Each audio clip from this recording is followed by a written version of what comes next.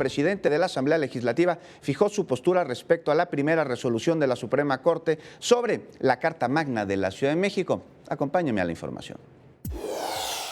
El presidente de la Comisión de Gobierno de la Asamblea Legislativa, Leonel Luna, hizo un llamado a los ministros de la Suprema Corte de Justicia de la Nación a analizar de manera precisa el proyecto de sentencia sobre las acciones de inconstitucionalidad en materia electoral.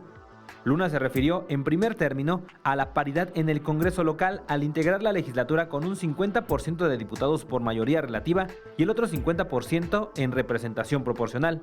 Debe ser analizado con mucha precisión por la Corte. Y me parece que la paridad es producto de ese análisis, la paridad es producto de esa condición que definió el constituyente.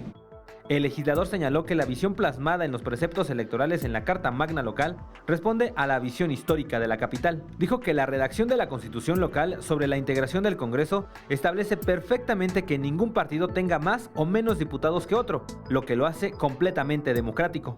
De ninguna manera un partido político pudiera estar sobre representado, porque esa precisión aritmética ya la dejamos con mucha claridad en la ley electoral.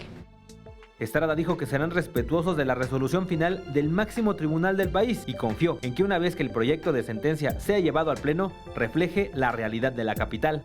En la consideración de los diferentes y distintos ministros, bueno, tendremos un resolutivo que esté acorde, insisto, al espíritu del constituyente, a la ley electoral de la Ciudad de México y a lo que queremos los habitantes de esta ciudad. Edwin Hernández, 21 Noticias.